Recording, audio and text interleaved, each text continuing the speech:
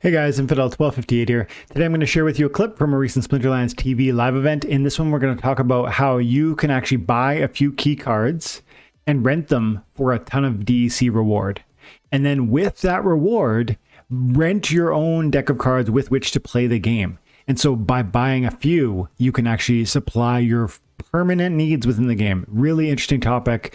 Great conversation between me and Jim Morgan and the Splinterlands TV Live audience. Stick around, stay tuned, like, and subscribe. Have an amazing day. God bless. You've spoken a lot recently, new players not having DEC to rent. Wouldn't the simple solution be for those players to buy some cards to rent out themselves? See, this was a comment that somebody dropped. I think it was Warferno in one of his comments. So Warferno is Gage, I think, and Gage in my YouTube channel was dropping a comment of this nature. He's saying, look, if you need DEC to pay for your rental cards, just buy a few cards that are going to generate rental revenue for you, and then use that rental profit to select rental cards that you need. And I was saying to myself, like, I don't know that that's possible, although I assume it is, because I hear people talk in Mav chat or on Twitter about how this card or that card's got like a crazy ROI on it. I assume there are cards like that, but Warferno, I think you maybe have a better understanding of the rental market than I do. Like, I actually don't know which cards that would be, but he said, like, if you can spend 25 or 30 bucks on cards, you can actually generate enough rental revenues from that you can then pay for your ongoing card rentals. So guys, I trust what Gage is saying. That's Warferno. And I don't know I've never done that, but I encourage you to thoroughly explore the marketplace and look for what cards are renting, like what 1BCX cards are really generating a lot of rental revenues. And you can see the estimated what's ROA? Return on asset. The same thing as return on investment. They just say asset. Yeah. So let's see. Is there a way to organize this? I've never looked through this, to be honest, to see, like, there must be a way to organize by configure CP bid. No. See, this is not my forte. I've never done it, but yeah, I mean, if you were to go through and find some of the really high rental revenues, look at this one, 73% ROA, 116% ROA. So what I do in order to do it, I kind of look for a certain amount of how much a card is, right? I'm like, all right, if I also want it to give me, we'll say like 5 DEC per rental. Mm-hmm. So I will go sort through all the rental cards, being like, okay, what cards are renting for 5 and above? And I will scroll through the list looking at the ROI. 5 and above. So you want them to look for 5 DEC or more? Yeah. Because why? Because you don't like this floor of 0.1 and what that might do? Gotcha. Yeah. Especially if some people are like a bit limited on how much, what is it, HP hive power they have. Mm-hmm. So like, if say you have 1,000 cards, that could really eat up a lot of your resources that you have, right? Mm-hmm. To where if you only have 50 cards or something like that, whatever the number is, then it's going to be eating up a lot less, and you in theory could just have the exact same amount of DEC earned. So this is the first time I've ever walked down this path of conversation, and I love it. I'm super interested in it. But like, Jim, thank you for helping give that idea. Like, what I've done here now is I've gone into the rental window and I've just I filtered by the best price, Ds per day, so that I can try and find like the 5 per day-ish, like based on your recommendation. Here's 6. And I'm just like, okay, this is like, so this is the cost I would pay for. This is the cost that per the DC. What's the rental cost? Is it the far? Yeah, see, this is the price. Okay. Yeah. So then there are some big ones here, like this one here, 303% ROA.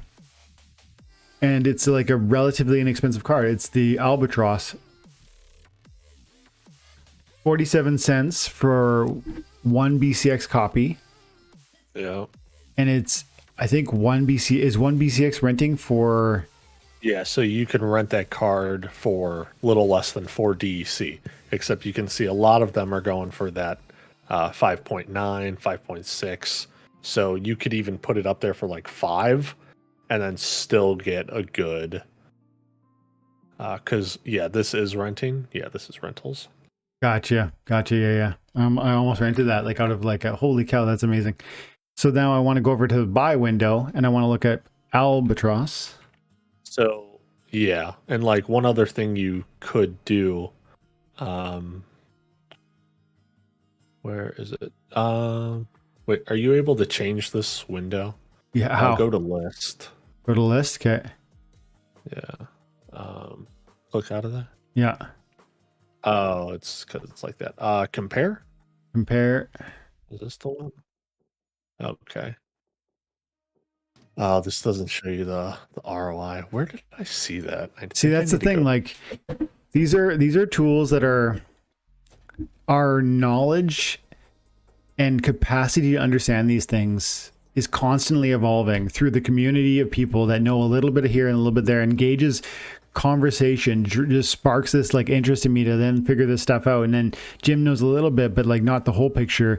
So I've seen people, like I said earlier in Mav chat on Twitter, saying like, holy cow, this card's free. The daily rental revenues, this card is worth more on a daily rental than you're selling it for. All right. Real quick, go to your cards. My cards. Okay. Yeah, and Peak Monster. Yep. So now you're able to see all the cards you have in the ROI. Mm-hmm. Oh, does that say on rental? Yeah, on rental. Yeah. Click it. One more time. Oof. So then this is like your percentage that you get yearly. How is Zenith Archer renting for 17 DC a day with 700%? What? Said makes no sense, Dwayne. 700% ROA. So what I do is I'll even be looking at a different number. So like if those are just ridiculous to me, yeah, I'll be like, yeah, no, that's not correct. But it is renting. Like I actually am renting it. Oh, actually that's how much you're getting? Yeah, I've got two. Look at how many of them I got. What? I'm renting that one for 17. I'm renting that one for 17. I'm renting that one for 15. I'm renting that one for 15, 15, 15, 15, 15. All right, just give me a second, Dwayne. Don't tell anyone to go buy Zenith Archers right now. Too late. But give me a second. Look at one BCX is selling for $1.20. So don't say nothing. Don't say nothing. So what would be 17 DC times 365 is, so it's like it pays for itself in a year, but still it's $1 or whatever. Yeah. What about these guys here? Hey, that just means, like you put $100 into Zenith Archers, that's that's $100 back. Think about it. Yeah, it's kind of crazy. It's kind of really crazy. I guess it's because it's effective in bronze with 1 BCX and it works with Sloan and it's low mana and you know what I mean? Yeah. Interesting. Guys, we might be like a month late in terms of the highest percentage it's ever been, but you still have to remember that's 600%. Like until it goes to like 50%, that's a high percent. Yeah.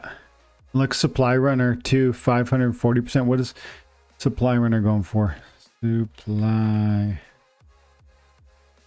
selling for 20 cents. I think it's so funny when people are like, "Come on, guys, it's so low." It's still 600%. No investment in life has ever been that good. Just buy some more reinvestment cards here. Just like 500% on the Supply Runner, and they're 20 cents. I'm not like, again, I didn't even do the math. I'm just like 500%. Okay, we can do that. Right. And yeah, so guys, it looks like Warferno's right. There are ways to do that wisely. If you spend a few cents in the right ways to be executing certain trades that are then going to generate rental revenue for you as a renter, that you can then reallocate to pay for your own cards, which you're presumably not going to rent.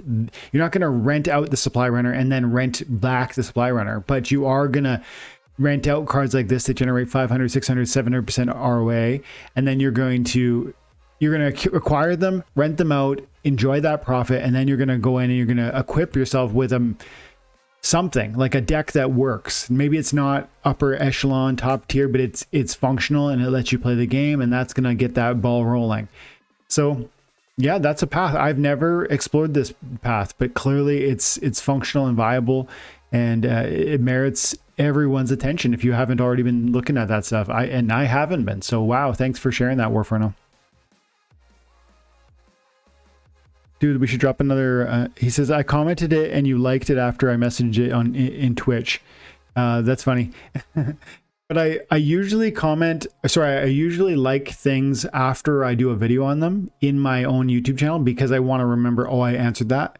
Because I don't type out an answer after I do a video for you guys on your question. So I usually heart it, but I forgot to heart it. So that's why I dropped the heart when I went back.